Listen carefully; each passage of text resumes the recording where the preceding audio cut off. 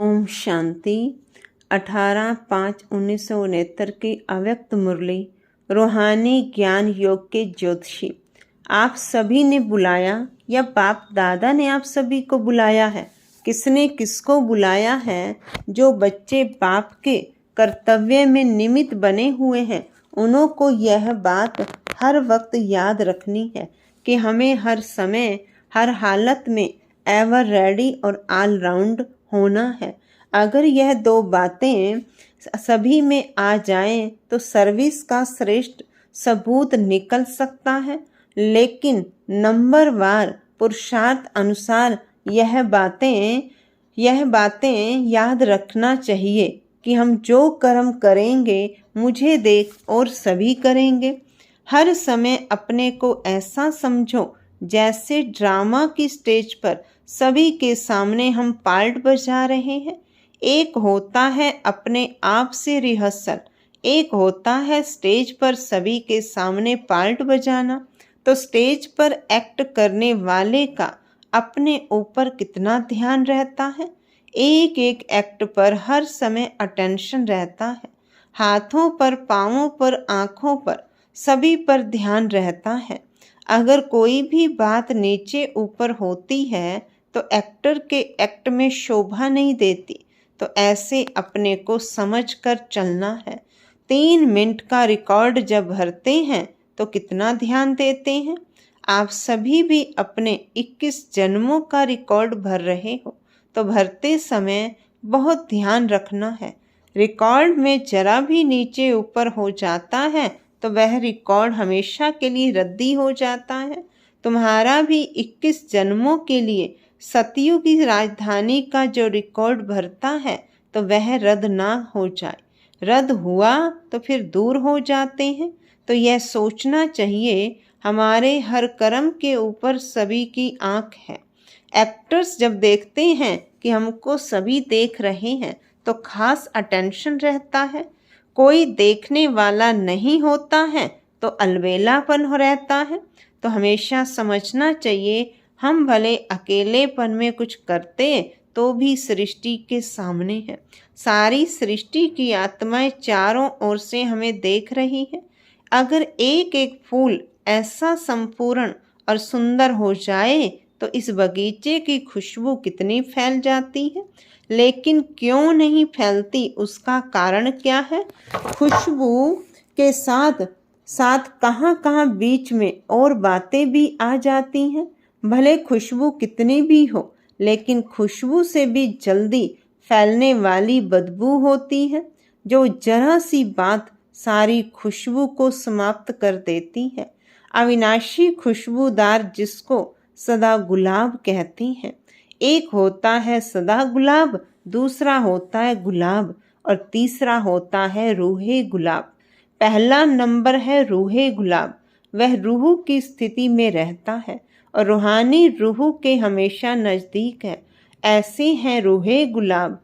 और दूसरी क्वालिटी जो है वह फिर सर्विस में बहुत अच्छे रहते हैं।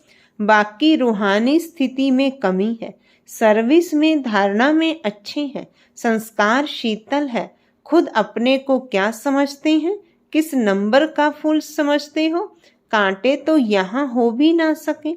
है तो सभी गुलाब, लेकिन गुलाब में भी फर्क है। जो रूहे गुलाब होंगे उनकी निशानी क्या होगी? आप लोगों को मस्तक की रेखा परखने आती है? ज्योतिषी बने हो या नहीं? बाप दादा जो ज्ञान और योग की ज्योतिषी दिखाते हैं, उनसे क्या देखते हो?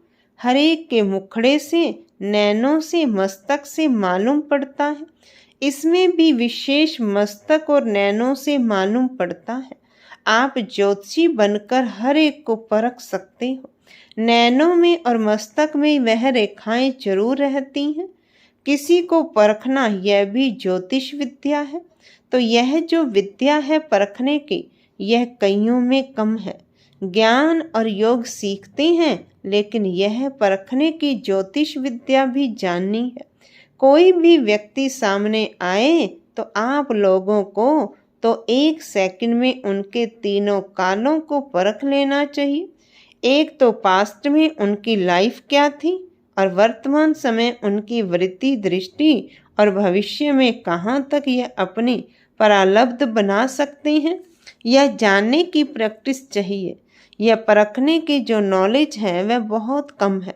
यह कमी अभी भरनी चाहिए। वर्तमान समय जो आने वाला है उसमें अगर यह गुण नहीं होगा, कमी होगी, तो धोखे में आ जाएंगे। कई ऐसी आत्माएं आपके सामने आएंगी जो अंदर एक और बाहर से दूसरी होंगी। परीक्षा के लिए आएंगी, क्योंकि कई समझते हैं कि यह सिर्फ रटे हुए हैं, तो कई रंग रूप से आर्टिफिशियल रूप से में भी परखने लिए आएंगे, भिन्न भिन्न रूप से। इसलिए यह ध्यान रखना है कि यह किस लिए आया है, उनकी वृत्ति क्या है, और अशुद्ध आत्माओं की भी बड़ी संभाल करनी है। ऐसे ऐसे केस भी बहुत होंगे। दिन प्रतिदिन पाप आत्माएं तो बहुत होते हैं। आपदाएं, अकाले मृत्यु, पाप कर्म बढ़ते जाते हैं, तो उन्हों की वासनाएं जो रह जाती हैं वह फिर अशुद्ध आत्माओं के रूप में भटकती हैं। इसलिए यह भी बहुत बड़ी संभाल रखनी है। कोई में अशुद्ध आत्मा की प्रवेशता होती है तो उनको भगाने लिए एक तो धूप जलाते हैं और आग में चीज को तपाकर लगाते हैं और लाल मिर्ची भी खिलाते हैं। तो आप सभी को फिर योग की अग्नि से काम लेना है। हर कर्म इंद्रिय को योग अग्नि में तपाना है, फिर कोई वार नहीं कर सकेंगे। थोड़ा भी कहाँ ढीलापन हुआ, कोई भी कर्म इंद्रिय ढीली हुई तो फिर प्रवेशता हो सकती है। वह अशुद्ध आत्माएं भी बड़ी पावरफुल होती हैं, वह माया की पावर भी कम नहीं होती। यह बहुत ध्यान रखना है। और कई प्राकृतिक आपदाएं भी अपना कर्तव्य करेंगी। उसका सामना करने लिए अपने में ईश्वरीय शक्ति धारण करनी है। उस समय स्नेह नहीं रखना है, उस समय शक्ति रूप की आवश्यकता है। किस समय स्नेह मूर्त, किस समय शक्ति रूप बचना है, यह भी सोचना है। इन सभी बातों में शक्ति रूप की आवश्यकता है। अगर कोई ऐसा आया और उनको ज्यादा स्नेह दिखाया तो कहाँ नुकसान भी हो सकता है। स्नेह बाप दादा और दैवी परिवार से करना है, बाकी सभी से शक्ति रूप से सामना करना है। कई बच्चे गफलत करते हैं जो उन्हों के स्नेह में आ जाते हैं। वह स्नेह वृद्धि को होकर कमजोर कर देता है। इसलिए अब शक्ति रूप की आवश्यकता है। अंतिम नारा भी भारत माता शक्ति अवतार का गायन है।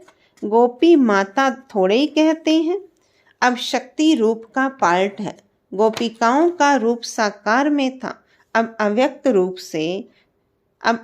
रूप से शक्ति का पार्ट है। हर एक जब अपने शक्ति रूप में स्थित होंगे तो इतने सभी की शक्ति मिलाकर कमाल कर दिखाएगी। यादगार रूप में अंतिम चित्र कौन सा दिखाया हुआ है? पहाड़ को उंगली देने का। उंगली यह शक्ति की देनी है। इससे ही कलयुगी पहाड़ खत्म होगा। इसमें हर एक की उंगली की दरकार है। अभी वह उंगली पूरी रीति नहीं दी है। उठाते जरूर हैं, परंतु कोई की कभी सीधी, कोई की कभी टेढ़ी हो जाती है। जब पूरी उंगली होगी तब प्रभाव निकलेगा। एक जैसे उंगली देनी है। इस कलयुगी पहाड़ को जल्दी उंगली देकर फिर सतयुगी दुनिया को लाना है। साकार के साथ स्नेह है तो जल्दी जल्दी इस पुरानी दुनिया से चलने की तैयारी करो। आप कहेंगे अभी सर्विस कहाँ हुई है, लेकिन सर्विस भी किसके लिए रुकी है? अगर आप हर एक शक्ति रूप में स्थित हो जाओ तो आपके जो भूले भटके भक्त हैं ना चाहते भी चकमक के आगे आ जाएंगे, अर्थात चुंबक के आगे आ जाएंगे। देरी नहीं लगेगी। अच्छा, ओम शांति, ओम शांति।